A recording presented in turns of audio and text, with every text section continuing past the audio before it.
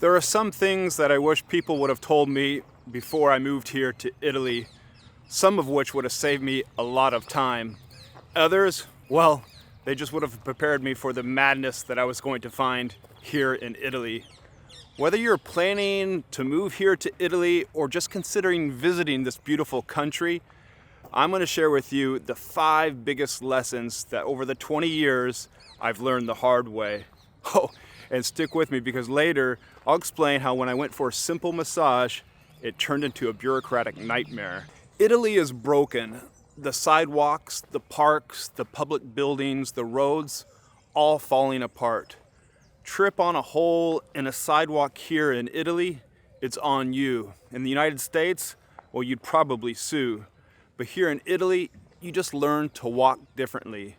Driving your Vespa, your motorbike late at night, well, it's a nightmare. Be warned, there are potholes everywhere. I used to own a 1961 Vespa, it's beautiful, color bronze.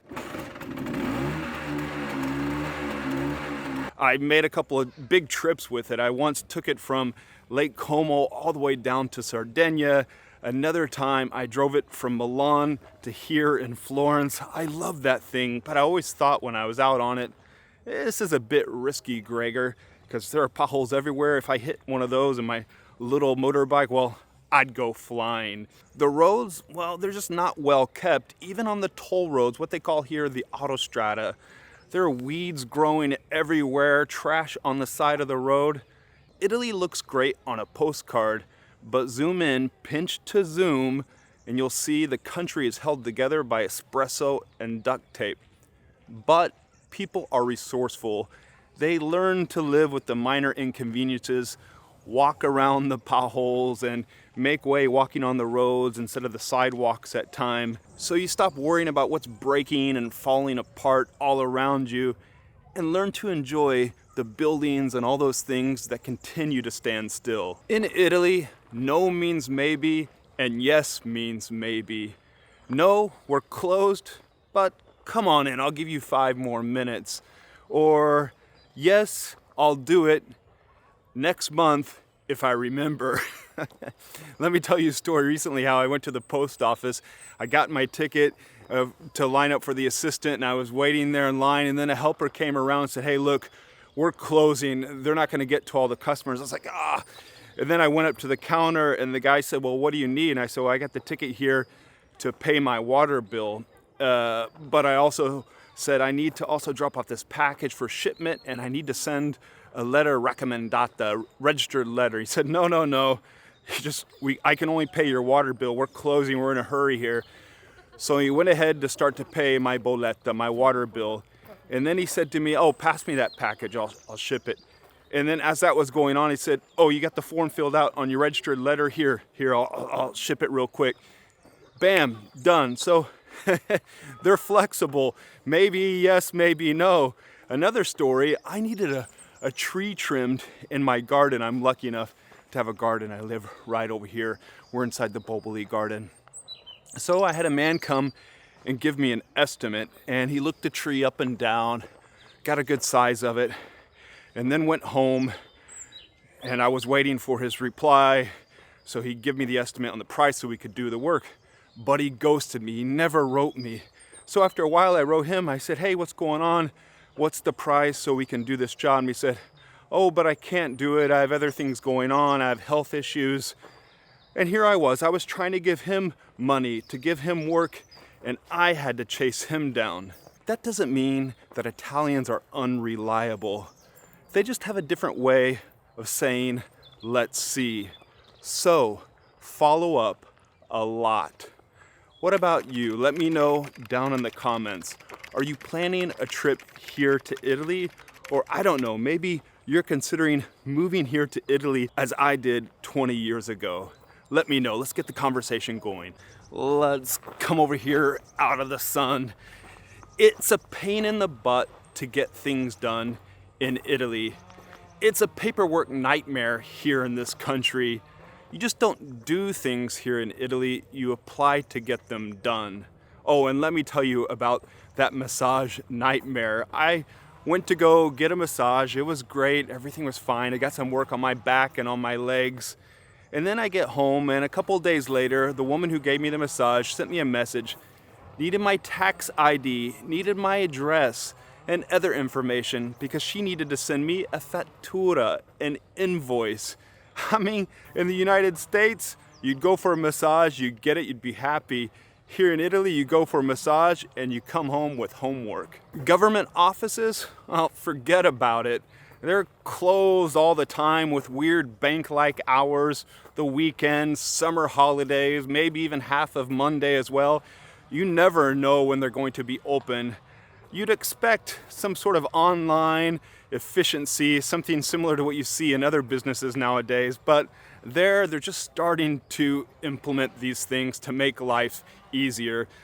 Picture drab government office buildings, grumpy workers, and endless lines that go on forever. As they say, benvenuto in Italia.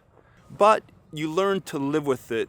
And honestly, once you stop expecting efficiency, your life is easier.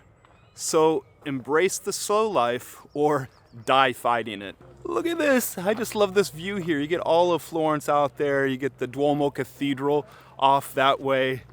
People drive cars fast and furious here in Italy. It's chaos, cars everywhere.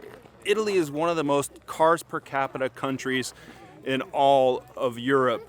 You'll see cars parked in roundabouts on the road. You'll see them parked on the road where they shouldn't be parked. You'll see them parked up on the sidewalk. You'll see motorbikes going the wrong way down a one-way street. Let me tell you one story here the other day. I was going to the post office. It was in the rain. I had my umbrella and I had to squeeze past this car that was parked up on the sidewalk, and the lady was walking up to her car. It was her car. And I said, "What's going on here?" And she said, "Oh, scusa, I'm sorry." And the car was parked half on the sidewalk and half in the street. I got another one for you too. One time I met up with some British friends of mine. We were in France. We were on a road trip, and it was my turn to drive, and I was driving all around, and I was freaking them out apparently. I didn't know it. They said, "Gregor, what's going on, man? You've been in Italy for too long." I don't drive crazy. I drive Italian. And let me tell you, honking here, well, it's its own language in the Bel Paese. Oh, che fai?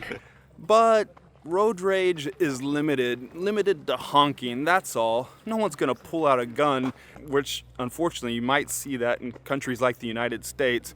I do have a story for you. One time my friends and I were riding bikes along the beautiful Lake Como, and the roads are narrow. It's just the lake and mountains on the side of the road, and a car was honking at us, and we were getting furious with the truck driver once he passed us. And up the road, my other friends that were on their bikes, the truck driver was leaning out the passenger side window over the spare seat and had a fishing rod and was trying to hit my friends with a fishing rod.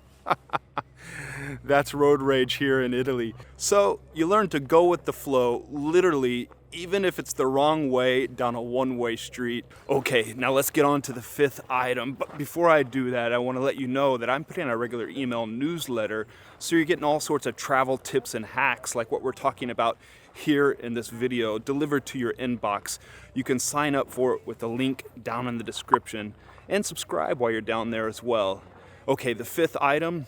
The food is not as good as they say here in Italy. It's way better. I'm talking about produce stands on every corner. Just outside the wall here where I live, there's a beautiful fruit and vegetable stand. The other day I was there, I picked up some fresh strawberries that tasted 10 times better than what you'd get at the grocery store. Some carrots that I needed for my salad as well. The restaurants here, they're great, and they're low cost as well. And I've read some of your comments. Yes, here in the big cities that are popular for tourists, they can be expensive. But even with the higher price, it's still not as much as I suspect what you'd pay in the United States. And the quality, well, it's gonna far outweigh what you get in the United States. But the only downside I see for eating in Italy is that food is not varied that much. It's pasta, pasta, pasta. And you're gonna have a hard time getting your vegetarian or your vegan fix if that's what you need. My advice to you, if you're here and you're vegetarian or vegan, good luck. It's just not happening. You'll never find a better plate of pasta than you will here in Italy, but good luck getting a burrito. The great thing is you can afford to go out 3 times a week and have dinner at a restaurant where you probably can't do that in your country. Yeah, sure, as we talked about the variety, but that's what makes Italy so darn good. They focus on what they're good at. Those plates of pasta, the secondo, the antipasta, the drinks, the wine. They specialize in it and they're not hopping on any sort of trendy fusion stuff. So if you love your carbs, you love your cheese, and you love your wine, you're gonna have a great time here in Italy. Oh, and that massage and the invoice that I talked about earlier, well, I did finally receive it. I got it framed and hanging on my wall at home. We talked about Italy being broken, and over the years, I've discovered some cost of living factors that could have a huge impact on you here in Italy. I made a whole deep dive video about it. All those things I'd wish I'd known sooner after living in Italy for 20 years. You can check out the video here next.